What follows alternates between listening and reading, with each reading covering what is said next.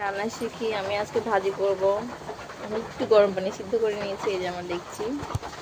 আমি চুলায় কড়াই বসিয়ে নিলাম, তেল দিয়ে নিব। ভাজিতে একটু বেশি করে তেল দিতে হয়, আর আমি তেল ছাড়া রান্না করতে পারি না।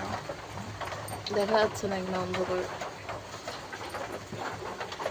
তেলের মুখটা একটু মেরে দিই।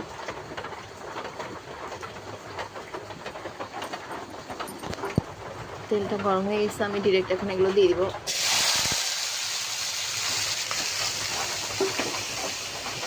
এরপরে আমি কাঠ দিয়ে নাড়াচাড়া করে নিব। এরপরে লবণ দিব একটু করে, লবণ দিয়ে দিচ্ছি। লবণগুলো অনেক মোটা মোটা, বেশি হবে না, কালো জানা হচ্ছে।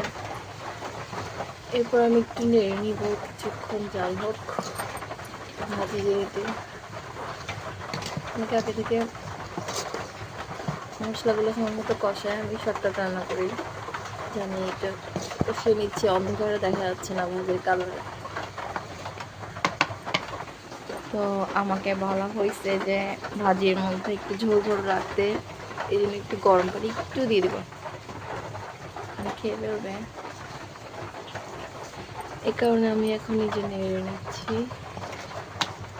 একটু ঝোল ঝোল থাকবে, আমি পানি শুকিয়ে ফেলবো। ভাজি তো বরবটি আলু দিয়ে। আমার ভাত হয়ে গেছে, জানি আসছে। আমি একটু লাকড়ি দিয়ে দিচ্ছি, ভাজিটা হবে। এখানে লাইট কম আসলে, ভাতটা উঠান চলে আসছে। ভাজির লাস্ট লুকটা আমি দেখাবো। আজকে কম মানুষের জন্য রান্না। ভাত ফুটে আসতেছে, অন্ধকারে ভাজি দেখা যাচ্ছে না, অনেক ধোয়া। আলোতে নিয়ে গিয়ে দেখাবো। ভাত আগেই হয়ে যাবে, কারণ আমি অনেক আগে থেকে ভাতটা বসিয়েছিলাম। এই কারণে মাটির চুলা আসলে রান্না অনেক দ্রুত হয়ে যায় যদি আগুন ঠিকঠাক ধরে। আমার মনে হয় আমি আসছি বেশিক্ষণ হয় নাই, ভাতটাও হয়ে গেছে, ভাজিটা হচ্ছে।